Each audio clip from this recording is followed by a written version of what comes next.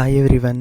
నాకు నా ఫ్యామిలీ తరపు నుంచి కానీ, నా ఫ్రెండ్స్ తరపు నుంచి కానీ, అలాగే ఇన్‌స్టాగ్రామ్ తరపున గానీ, నాకు కొంతమంది మెసేజ్‌లు చేశారు. నేను ఈ రీల్స్ పెట్టినప్పుడు గానీ, లేదా ఈ వీడియోస్ యూట్యూబ్‌లో పోస్ట్ చేసినప్పుడు. కాబట్టే ఆ వీడియోస్‌ని మళ్ళీ మీ ముందుకు తీసుకొస్తున్నాను. కాకపోతే దేనికి దానికి షార్ట్‌లో కాదు, కొద్దిగా లెంతీ ప్రాసెస్‌లో లాంగ్ వీడియోలో పోస్ట్ చేస్తున్నాను. అయితే మెయిన్‌గా 4 ఐటెమ్స్ బాగా అడిగారండి. ఒకటి చికెన్ కర్రీ ఆయిల్ లేకుండా ఎలా ఫ్రై చేశారు అనేది ఒకటి అడిగారు.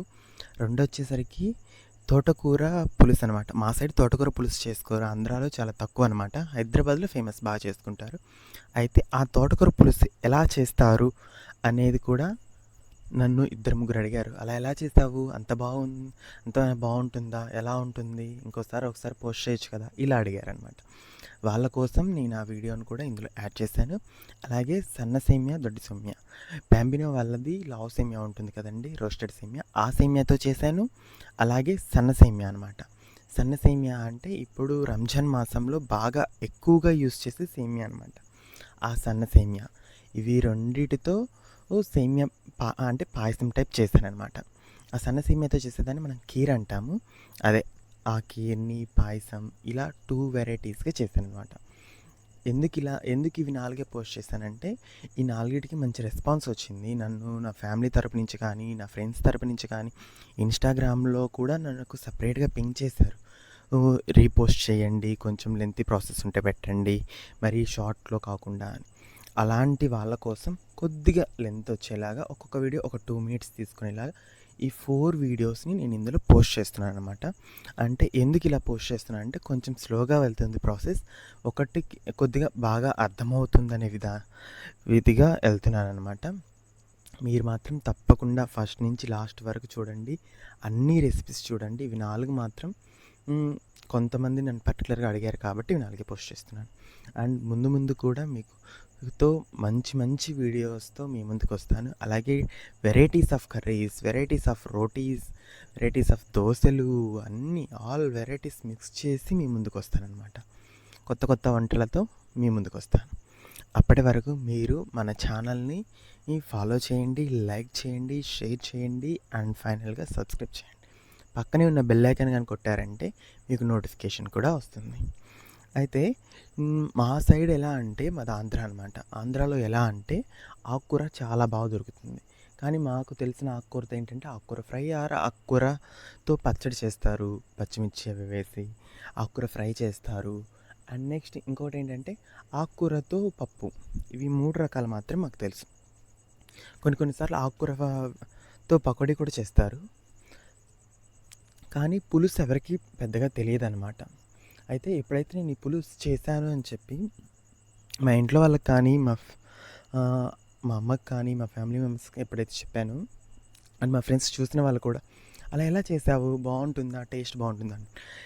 మీరు గనుక ఇలా చేశారు అంటే ఈ తోటకూర పులుసు అనేది డెఫినెట్లీగా ఎలా ఉంటుందంటే, ఒకసారి చపాతీలో ట్రై చేయండి. చపాతీలో కానీ, సంగట్లో కానీ చాలా అంటే చాలా బాగుంటుంది. చపాతీలోకి అయితే అసలు చెప్పాల్సిన పని లేదు. అంత బాగుంటుంది. నాకు చాలా అంటే చాలా నచ్చింది. ఇది సెకండ్ టైం నేను చేయడం. ఫస్ట్ టైం చేసినప్పుడు వీడియో తీయలేకపోయాను. ఎందుకంటే అప్పుడు మన యూట్యూబ్ ఛానల్ లేదు కాబట్టి వీడియో తీయలేదు. ఇప్పుడు యూట్యూబ్ ఛానల్ వచ్చింది. మీ అందరికి కూడా చెప్పాలి, మీ అందరూ కూడా తెలుసుకుంటారు అనే ఉద్దేశంతో నేను ఇక్కడ చేస్తున్నానన్నమాట. అండ్ ఇంకొకటి ఏంటంటే, తోటకూర కానీ, ఏ ఆకుకూర అయినా సరే దానివల్ల వచ్చే లాభాలు, ఉపయోగాలు నేను మీకు చెప్పలేను. ఎందుకంటే ప్రతి ఒక్కరికి తెలుసు. మనం ఎప్పుడైనా హాస్పిటల్‌కి వెళ్తే హాస్పిటల్‌లో డాక్టర్ ఏమంటారు, మీరు మంచిగా ఆకుకూరలు తినాలి, ఫ్రూట్స్ తినాలి, వెజిటబుల్స్ తినాలి. అలాగే మాంసం తక్కువ చెప్తాడు. అంటే నాన్ వెజ్ తక్కువ చెప్తారు, వెజ్ ఎక్కువ చెప్తారు. అంటే ఇంక మీరే ఆలోచించుకోండి. మనకి ఎన్ని విధాలుగా ఈ ఆకుకూరలు హెల్ప్‌ఫుల్ అవుతుందో. అర్థమైందా? అండ్ నేను మిగిలిన 2 వీడియోస్‌లో ఏం పెట్టానంటే, ఒక వీడియో వచ్చేసరికి సేమియాతో సేమియా కేసరి ఫేమస్ అనమాట. ఇప్పుడు మా సైడ్ అయితే ఆంధ్రాలో ఏదైనా పెళ్ళి జరుగుతుంది అంటే మెయిన్‌గా ఉండాల్సిన ఇంగ్రీడియంట్ ఏంటంటే సేమియా కేసరి. సేమియా కేసరి లేకుండా అస్సలు మా సైడ్ స్వీట్ ఉండదు మోస్ట్లీ. ఈ మధ్య ఏం చేస్తున్నంటే డిఫరెంట్ స్వీట్ ఐటమ్స్, ఎన్ని స్వీట్ ఐటమ్స్ తెచ్చినా సేమియా కేసరికి ఉండే ఫ్యాన్ బేస్ వేరనమాట. అండ్ లాస్ట్ ఐటమ్ వచ్చేసరికి నేను కీర్ చేశాను. కీర్ అనను కానీ సేమియా పాయసం. లైక్ ఎలా అంటే సన్న సేమియాతో సేమియా పాయసం చేశాను అనమాట.